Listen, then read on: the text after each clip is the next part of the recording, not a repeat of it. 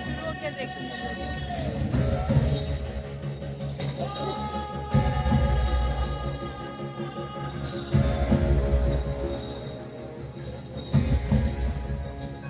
कोई माता की उम्मीदों पे न डाले पानी,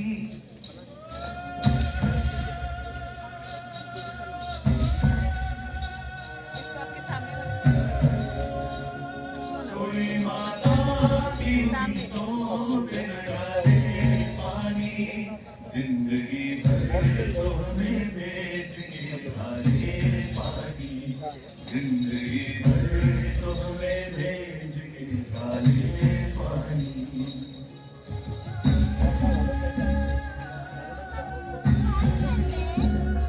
आसमां क्या नहीं बाकी था रज़म ढाने को, लाके गुलबंद में रखा है हमें तड़पाने को। आसमां क्या नहीं बाकी था रज़म ढाने को, लाके गुलबंद में रखा है हमें तड़पाने को। आहा जिस घर पे हम तैयार थे मर जाने को, जीत ली हमसे छुड़ाया है आशमाने को, जिंदगी भर तो हमें भेज के काले पानी, जिंदगी भर तो हमें भेज के काले पानी। कोई माया की उम्मीदों में न डाले पानी, कोई माता की उम्मीदों में न डाले पानी, जिंदगी भर तो हमें भेज के काले पानी, जिंदगी भर तो हमें भेज के काले पानी, जिंदगी भर तो हमें भेज के काले पानी।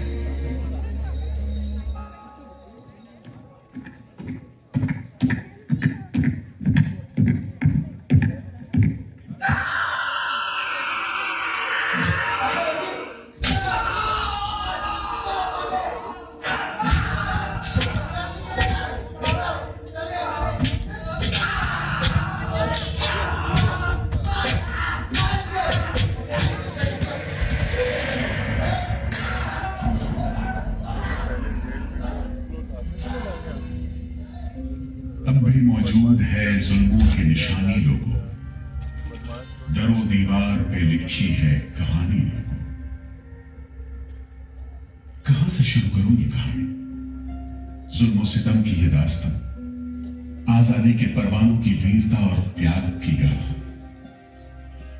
मैं जो एक रूह हूं, आत्मा हूं, उन तमाम लोगों की जिन्होंने अपने खून पसीने से, अपने बलिदान से, जान की कुर्बानियों से इस मिट्टी के जर्रे जर्रे को आजादी का तीरथ बना दिया।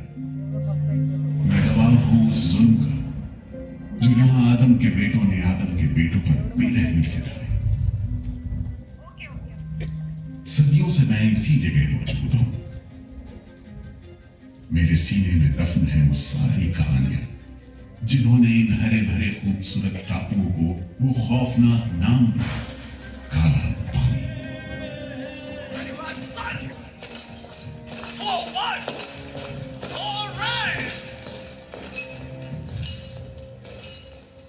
तो वहीं से शुरू करते हैं, उसी हरियाली से जो कैद करने वालों के जुल्म और कैदियों के खून पसीने से बेदाग थे।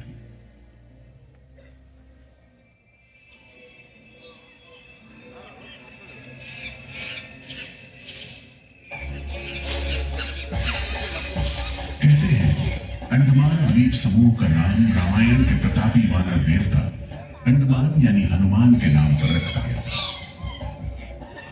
पुराने जमाने से ये कहानी चली आती है कि जब राम ने लंका पर चढ़ाई करने की योजना बनाई थी तो पहले इन्हीं टापुओं से धावा मारने की सोची थी, लेकिन बाद में इरादा बदलकर धनुष कोटि से हमला किया। इतिहास और पुराण में अंडमान द्वीप समूह इसी सिलसिले में याद किया जाता रहा है। उधर दूसरी शताब्दी के रोमन भूगोल शास्त्री टॉमी ने इन टापुओं को दुनिया के पहले नक्शे में जगह दी और नाम रखा एक्टिव, एक ग्रीक गॉड एगेमेम्नॉन के नाम पर, जो भाग्य का प्रतीक है। इन टापुओं की तरफ लोगों का आना शुरू हुआ।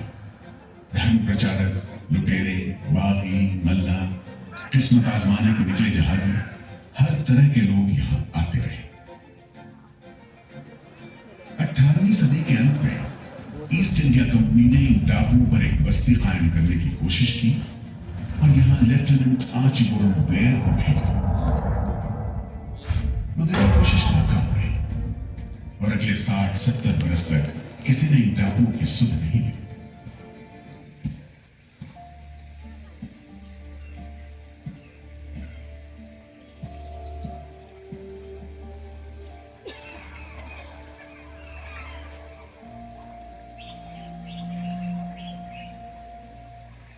प्राकृतिक खूबसूरती और शांत समुद्र के बीच जिंदगी की खामोश लहरें उठती और बैठ जाती। उगते सूरज के साथ पक्षी जागते और डूबते सूरज के साथ इन टापुओं पर जिंदगी सुकून से सो जाती। कि तभी भारत का पहला स्वाधीनता संग्राम यानी 1857 की आजादी की लड़ाई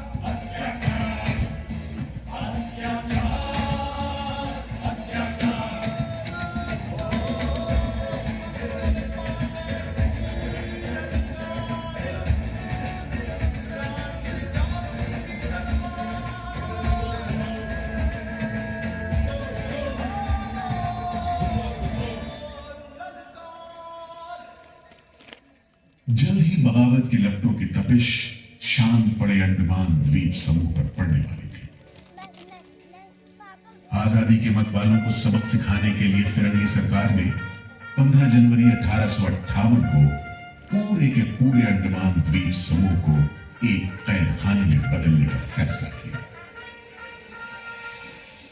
His Excellency Governor General ने काउंसिल में ये फैसला किया है कि अंडमान आइलैंड में कैदियों की एक बस्ती बनाई जाए। इसमें शुरू में ऐसे मुजरिम रखे जाए जिन्हें बगावत और राजद्रोह और इससे ताल्लुक रखने वाले दूसरे अपराधियों के लिए कैद या देश निकालने की सजा दी गई हो। और इस तरह अंडमान द्वीप समूह की पुरानी खाड़ी का नाम लेफ्टिनेंट आर्चिबाल्ड ब्लेयर के नाम पर पोर्ट ब्लेयर रखकर मुजरिमों की बस्ती कायम की गई।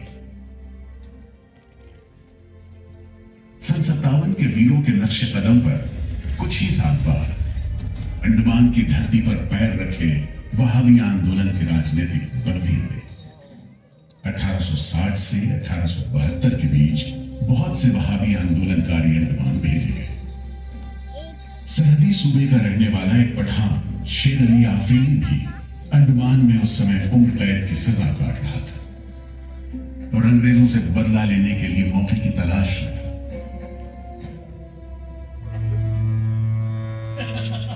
क्यों भाई शेर अली, तुम इस भीड़ भाड़ में कैसे? ओए, हम सुना है फिरंगी का लाट साहब इधर आता है। हम भी देखने आया है जुल्म करने वाले का सरदार कैसा दिखता है।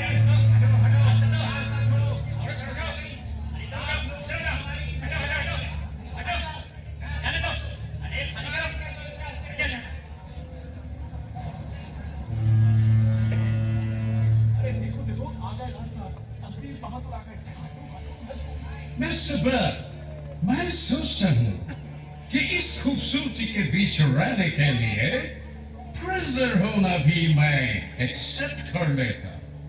Yes, indeed. Just look how beautiful this place is. ये prisoner लोग इस खूबसूरती को नहीं देखते, वरना इस टापू को prison नहीं स्वर्ग समझते। यस सर, आप ठीक कहते हैं। इधर आइए प्लीज। हम तुमको खत्म कर देगा फिरंगी जालिम। कैदियों के साथ सलूक जो हैवानी सलूक करता है, हम बर्दाश्त नहीं करेगा।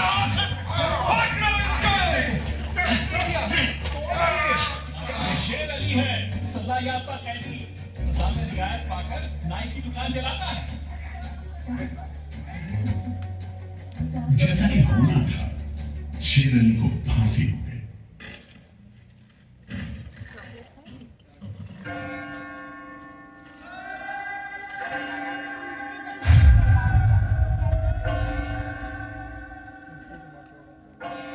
शायद इसी घटना का असर था कि ब्रिटिश सरकार ने कैदियों के साथ और भी कड़ाई बरतने के बारे में गंभीरता से सोचना शुरू किया।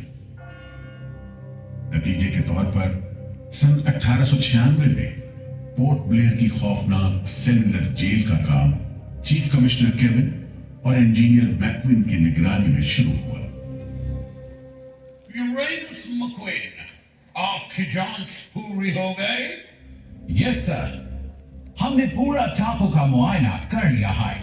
तो आपके हिसाब से जेल कहाँ बनेगी? मेरा राय में जेल इसी जगह बने तो अच्छा रहेगा सर।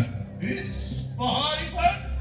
यस सर, हम इस पहाड़ी को ईस्ट का तरफ ऊपर से काट कर समुद्र से 60 फीट की ऊंचाई पर मैदान बना देगा।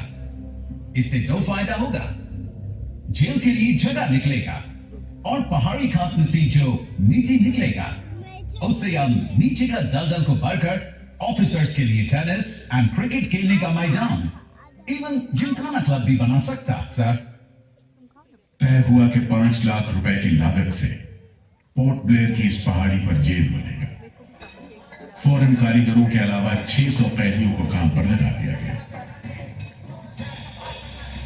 इस जेल में एक वक्त में 700 कैदियों को बंद रखा जा सकता है। योजना के अनुसार जेल के बीचों बीच एक मीनार बनाई जाती थी, जिसकी 7 दिशाओं में 7 खंड किसी सितारे की भुजाओं की तरह निकले होंगे। हर खंड में 3 मंजिलें बनाई जानी थी और 7 खंड में कुल मिलाकर 698 कोठरियों का निर्माण होना था। ईंटों की ढुलाई के लिए ट्रेन की 5 मील लंबी पटरी बिछाई गई। इमारत बनाने के लिए ढेर सारे सामान बर्मा से मंगवाए गए। जेल को बनाने में कोई 3 करोड़ ईंटें इस्तेमाल की गई। इंसानी खून पसीने की तो कोई गिनती नहीं।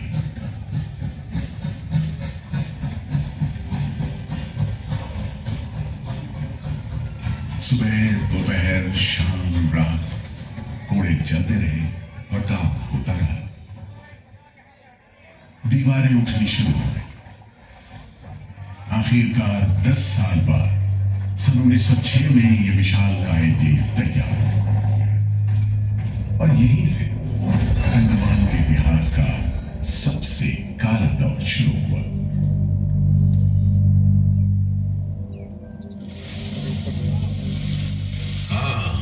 सच कहते हो, आज भी उस दौर को याद करके झुरझुरी सी हो जाती है। मैं पुराना पीपल का पेड़ जेल खाना बनने के इस लंबे अरसे में हर रोज अपनी जान की खैर मनाता रहा, क्योंकि इस पहाड़ी पर उगे हुए घने जंगल साफ करने के दौरान बहुत से लोग थे जिनका ख्याल था कि मुझे भी और पेड़ों की तरह काट गिराया जाना चाहिए, लेकिन मैं बच निकला। मेरी किस्मत में शायद खड़ा रहकर इस जेल में होने वाली यातनाएं देखना लिखा था। हर एक कैदी जेल के फाटक के भीतर आकर मेरी डालियों के नीचे से ही निकला है।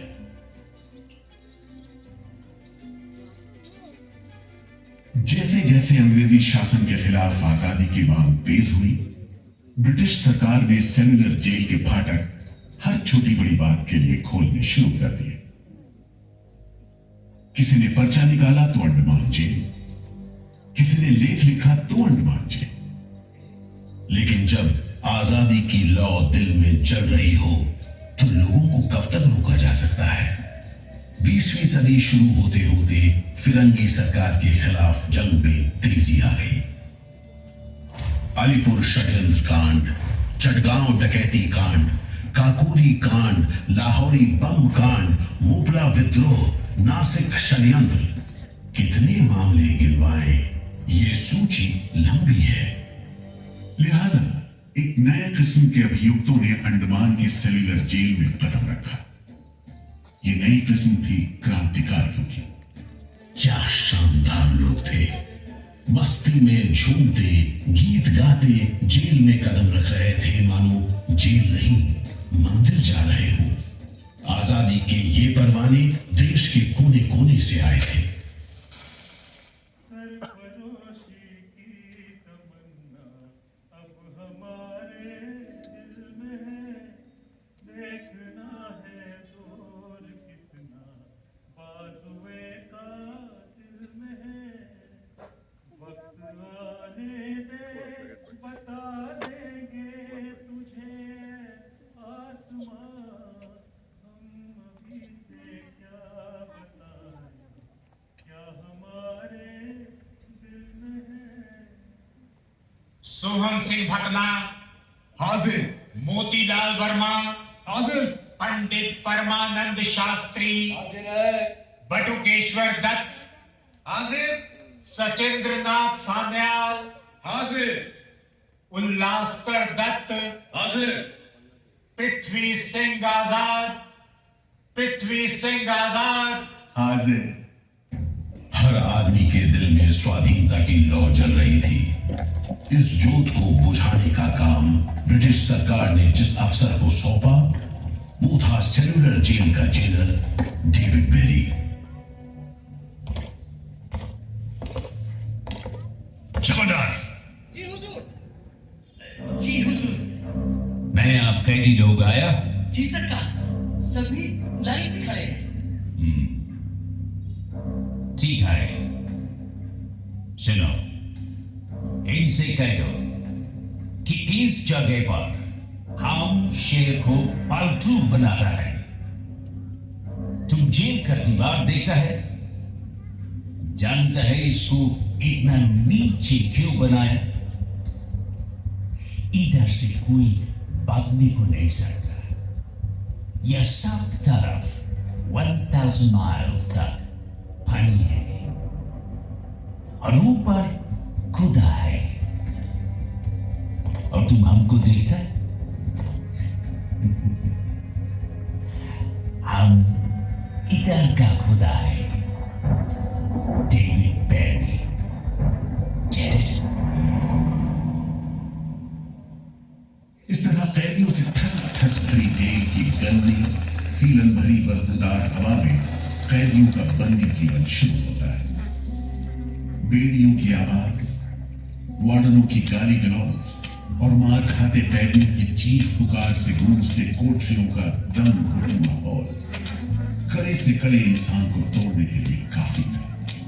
लेकिन इन कोठरियों में ऐसे बंदी किया है जिन्हें ये माहौल हताश करने के बजाय जुल्म का मुकाबला करने की प्रेरणा देता रहा। वीर विनायक दामोदर सावरकर, ये नाम ऐसे ही बंदियों में बड़े सम्मान के साथ लिया जाता है। जयोस्तु ते जयोस्तु ते जयोस्तु ते जयोस्तु ते जयोस्तु ते जयोस्तु ते जयोस्तु ते जयोस्तु ते जयोस्तु ते जयोस्तु ते जयोस्तु ते जयोस्तु ते जयोस्तु ते जयोस्तु ते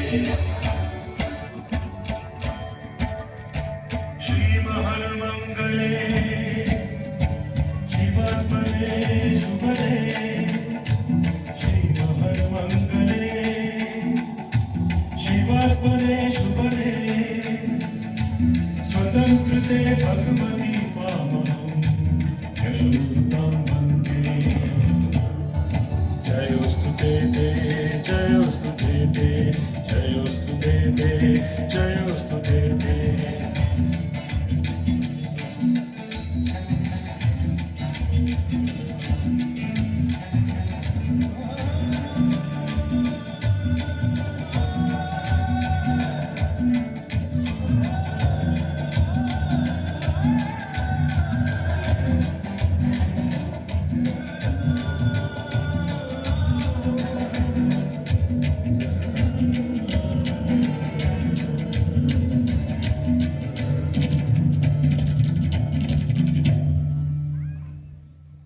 बेड़ियों में जकड़े वीर सावरकर जब सेल्यूलर जेल के अहाते में दाखिल हुए तो उनकी जंजीरों से जुड़े लोहे के पट्टे पर उनके जेल की मियाद खुदी हुई थी 50 बरस।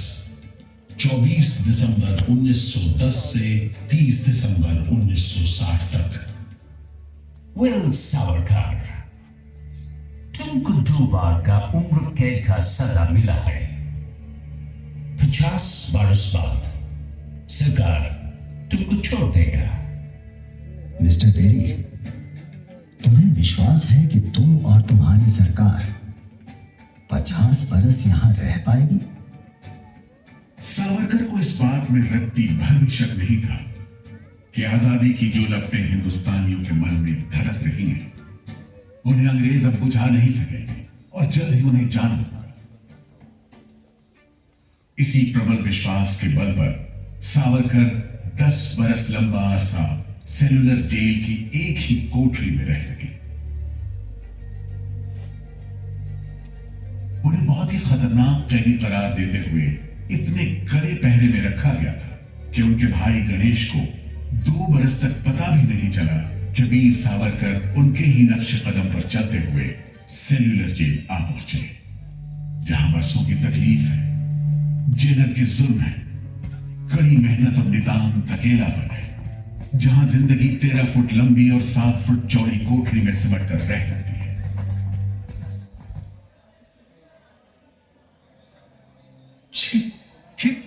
ये कैसा कत्ती खाना है? चावल में कंकड़ है, सब्जी में रेत है और दाल में कीड़े। खाना क्या है? घास फूस है। बर्तन भी देखो कैसे टूटे फूटे, जंग से लाल और तेल से जुड़े हुए। सबसे ज्यादा कमी तो पानी की है। आज सुबह जब मैंने पानी मांगा, जमादार बोला दिन में 2 बार मिलेगा बस। अरे पीने लायक होता तो बात थी, इतनी बास मारता है कि नाक बंद करके पीना पड़ता है। इस खाने को कैसे खा सकते हैं? कैदियों को गाली देना या पीटना मामूली बात थी, चाहे वो खा रहे हों या काम कर रहे हों। और काम न सिर्फ मुश्किल था बल्कि उसका कोटा भी तय था। 7 में से 4 खंडों की कोठरियों में तेल निकालने के उपकरण लगे थे।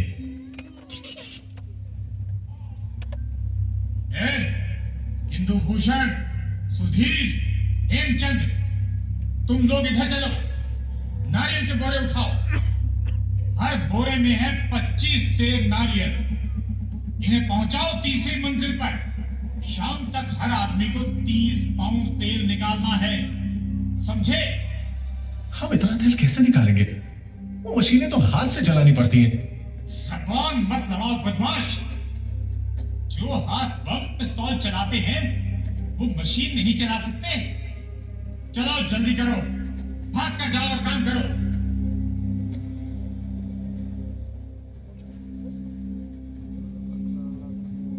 मेरा बात ध्यान से सुनो। जी हुजूर।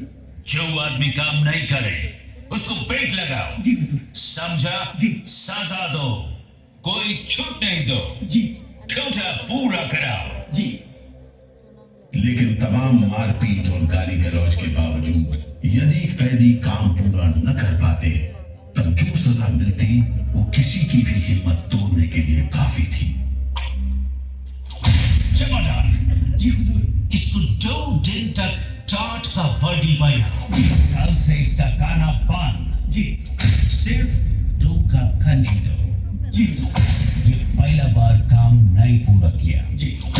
इस वास्ते इसको 1 हफ्ता हथकड़ी में रखो। जी हुजूर। ये बागी का बच्चा है, इसको बेड़ी डालो। इसको भी बेड़ी डालो 6 महीने तक। जी हुजूर। तुम अब तक 5 बार काम का कोटा पूरा नहीं किया, हम तुमको इस बदमाशी का मजा चखाएगा। जमादार। जी हुजूर। इसको तन्हाई में रखो। जी। Surgery confinement. जी। कोठरी में काम दो। जी। और इसको पेट लगाओ। जी। और मारो, और मारो। जिंदाबाद। नारे बोलेगा।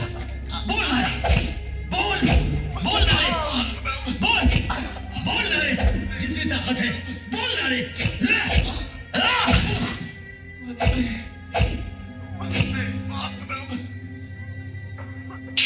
उल्हासकर दत्त ने इस सारी तकलीफ की दिल को छू लेने वाली तस्वीर खींची है। हमारे गांव में तेल के लिए कोल्हू में बैल जोते जाते हैं। वो भी दिन में 10 से 12 सेर से ज्यादा तेल नहीं निकाल पाते। जेल में मुझे 2 और कैदियों के साथ बैल की जगह जोत दिया जाता था और हमें शाम तक 1 मन नारियल का तेल निकालने का काम सौंपा जाता। जमादार हमें दौड़ने पर मजबूर करते और रफ्तार धीमी होने पर कोड़े मारते। हर रोज न जाने हम कितनी बार लड़खड़ाते, गिरते और मार खाते, और ये सिलसिला निरंतर चलता रहा। हुजूर, ये काम करने से इनकार करता है। क्यों? क्यों काम नहीं करेगा? जैसा बर्ताव ये जमादार करते हैं उसमें मैं काम नहीं करूंगा। मारपीट और सजा का नतीजा ये हुआ कि उल्हासकर ने 7 दिन के बाद खाना पीना और बात करना भी बंद कर दिया। वार्डनों का ख्याल था कि उल्हासकर पागल होते जा रहे हैं, लेकिन जेलर बेरी ने इसे नाटक बताते हुए उल्हासकर को बिजली के झटके लगाने का हुक्म दिया, जिसके बाद उल्हासकर 3 दिन और 3 रात बेहोश रहे। उसके बाद कहीं जाकर डॉक्टर को बुलाया गया। सुनो मिस्टर उल्हासकर, हम जानते हैं तुम अपने मुल्क का आजादी के वास्ते ये करता। हम तुम्हारा काम को ठीक नहीं समझते, लेकिन तुम अभी जवान है। एक दिन अपना सजा पूरा करके वापस अपना मुल्क जाएगा, तब अपना हाथ से जान क्यों लेते? क्या तुम डरपोक है? हम अपना सीनियर ऑफिसर का हुक्म नहीं बदल सकते, लेकिन तुम चाहेगा तो हम तुमको मेंटल हॉस्पिटल में भर्ती करवा देगा। ठीक है, इन जानवरों के बीच रहने से पागलों के बीच रहना बेहतर होगा। उल्हासकर की सारी तकलीफ का जेलर डेविड बेरी पर कोई असर नहीं हुआ। उल्हासकर के जाने के बाद बेरी ने वीर सावरकर को चिढ़ाते हुए पूछा, क्यों सावरकर, तुम भी पागलपन का बहाना करेगा क्या? तुम्हारे बाद मिस्टर बेरी। अच्छा, हाँ, जिस तरह के अत्याचार तुम कर रहे हो उनसे कोई भी आदमी पागल हो सकता है। रहने दो ये सब बात सावरकर, तुम अच्छी तरह जानता है उल्लासकर पागल नहीं है, बहाना करता है। मिस्टर बेरी, अगर तुम सोचते हो कि उल्लास बहाना कर रहा था तब तुम पहले ही पागल हो चुके हो। ये सब अत्याचार बंद करो, वरना हमारे पास स्ट्राइक के अलावा कोई रास्ता नहीं बचेगा। छूट नहीं, रियायत नहीं, छूट नहीं, रियायत नहीं। हमारी मांगे पूरी करो, पूरी करो। जिंदाबाद, बंदियों को छोड़ दो, बंदियों को छोड़ दो। और इस तरह कैदियों ने अपना आखिरी हथियार इस्तेमाल करना शुरू किया। हड़तालों का एक लंबा सिलसिला चल पड़ा, मगर ऐसे मामलों से जेलर बेरी और उसके अमले के रवैये में कोई खास फर्क नहीं पड़ा। कुल मिलाकर सेलुलर जेल के कैदी तकलीफ और बदसलूकी के बीच अपने दिन गुजारते रहे।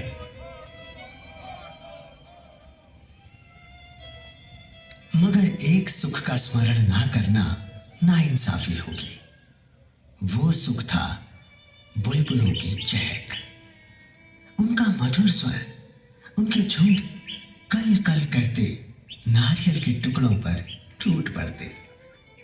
गंभीर विचारों से मुक्ति पाने के लिए मैं मन को बलपूर्वक इन बुलबुलों की चहक में लगाए रखता। मैं अपनी भाषा उन्हें सिखाने में असमर्थ था।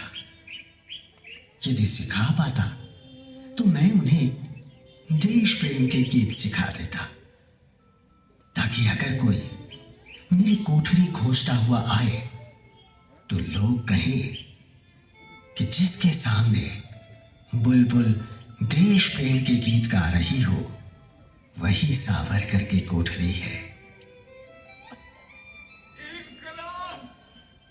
एक बार में 3 कैदियों को फांसी पर लटका दिया जाता। दिल दहला देने वाली चीखें निकलती, जेल का घंटा घनघना उठता, जेल की मीनार पर लगी बत्ती जलती बुझती रहती और 8 मील दूर तक खड़े जहाजों तक खबर पहुंच जाती कि फिर से कुछ कैदियों को फांसी पर लटका दिया गया है। 12 मई 1933 को कैदियों ने फिर भूख हड़ताल का सहारा लिया। भूख हड़ताल करने वालों में सरदार भगत सिंह के बहादुर साथी महावीर सिंह भी शामिल थे। हड़ताल के 5वें दिन जब कैदियों को जबरदस्ती खुराक दी जाने लगी तो महावीर सिंह ने ताकतवर विरोध किया। जालिमों, तुम नहीं जानते कि हम कौन हैं। हम मर सकते हैं पर झुककर नहीं रह सकते। हमें ऑर्डर मिला है तुम्हें दूध पिलाने का। चलो जमादार, पकड़ो इसे। जिंदाबाद।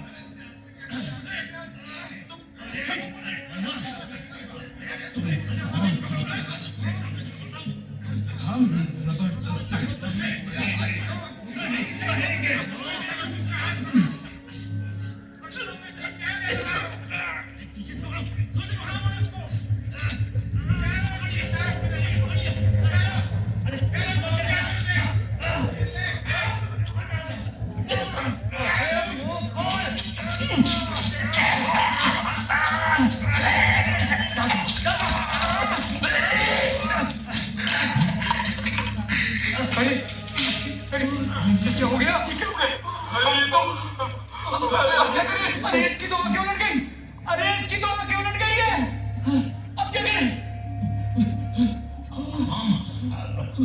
लगता है दूध इसके फेफड़ों में चला गया है साहब। क्या हो? नली निकालो, जल्दी करो, जल्दी। जी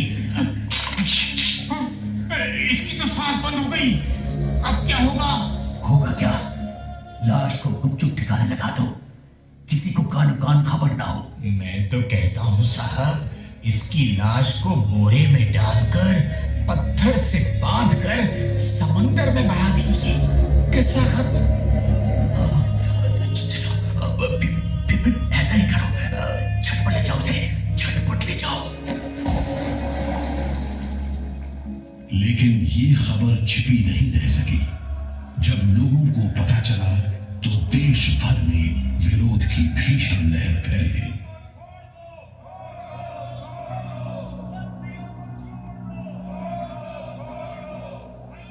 और फिर 45 दिन बाद 26 जून 1933 को जेल अधिकारियों ने हथियार डाल दिए। लेकिन देश अभी भी गुलामी की जंजीरों में जकड़ा हुआ था।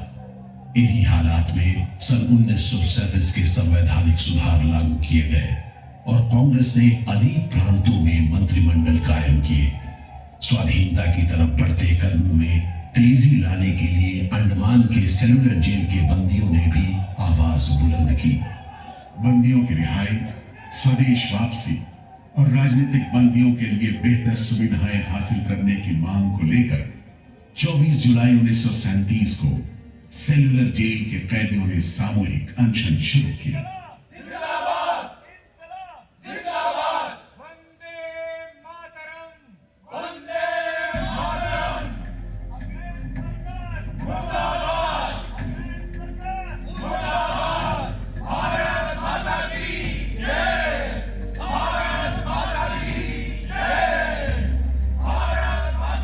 इस भूख हड़ताल का असर पूरे देश पर पड़ा।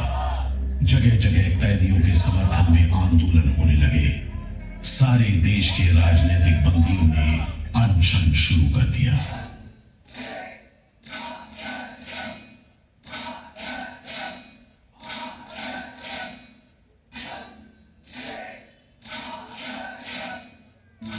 गुरुदेव रविंद्रनाथ ठाकुर और कांग्रेस की कार्यकारिणी की तरफ से जवाहरलाल नेहरू ने कैदियों से भूख हड़ताल समाप्त करने की अपील की और 28 अगस्त 1937 को गांधी जी ने सेलुलर जेल के बंदियों को तार से संदेश भेजा।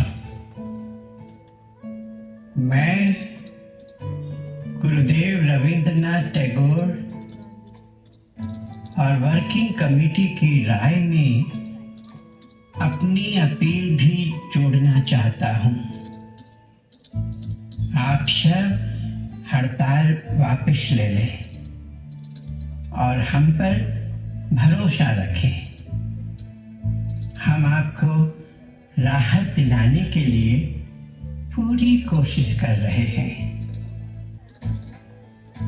कैदियों पर गांधी जी की इस अपील का बहुत असर पड़ा। सभी कैदियों ने आपस में सलाह करने के बाद जवाब दिया। देशव्यापी अपील और आपके संदेश ने हमारे दिलों को छू लिया है।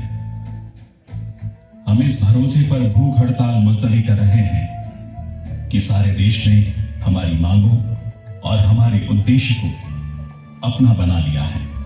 वंदे मातरम। 36 दिन के संघर्ष के बाद एक बार फिर बंदियों की जीत हुई। नतीजे के तौर पर सितंबर 1937 से सेलुलर जेल के कैदियों की स्वदेश वापसी शुरू हो गई। आखिरी जत्था जनवरी 1938 में रवाना हुआ और 80 साल बाद सेलुलर जेल राजनीतिक बंदियों से खाली हो गई और अंडमान द्वीप समूह के इतिहास का एक तकलीफ दौर खत्म हो गया।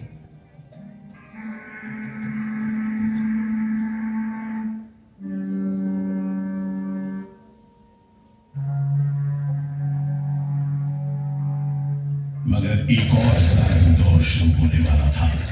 1939 में दूसरा विश्व युद्ध शुरू हुआ और 1942 में जापानियों ने अंडमान पर कब्जा कर लिया।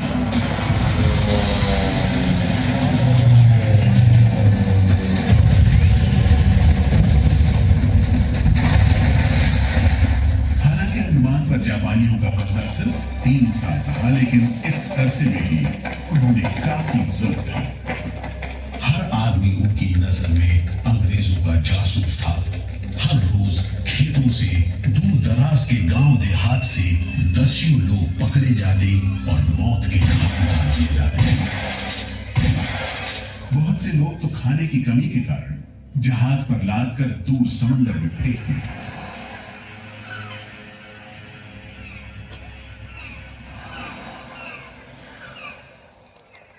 इसी दौरान नेताजी सुभाष चंद्र बोस अंडमान आए और जेल का मुआयना भी किया, मगर जापानी उन्हें जेल के उन हिस्सों में नहीं ले गए जहां वो सैकड़ों कैदियों को जासूस करार देकर तकलीफें पहुंचाते थे। अपनी छोटी सी अंडमान यात्रा के दौरान नेताजी ने तिरंगा भी फहराया।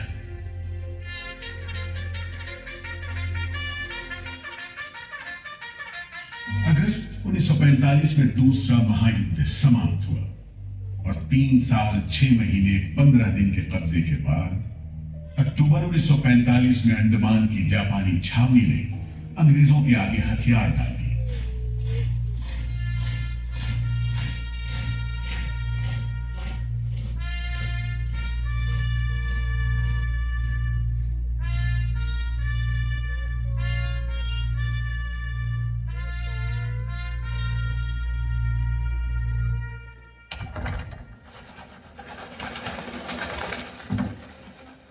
सेलुलर जेल के फाटक एक बार फिर खुले और कैदियों को रिहा कर दिया गया।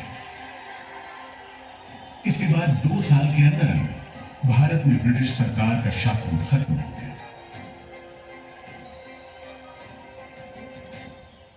अंडमान द्वीप समूह अब काला पानी के खौफनाक नाम से नहीं जाना जाता, लेकिन ये सारी तकलीफें जो आजादी के प्रेमियों ने यहां झेली, वो सारी कुर्बानियां जो देशभक्त वीरों ने यहां दी, आज भी देशवासियों के दिलो दिमाग पर छपी हुई है।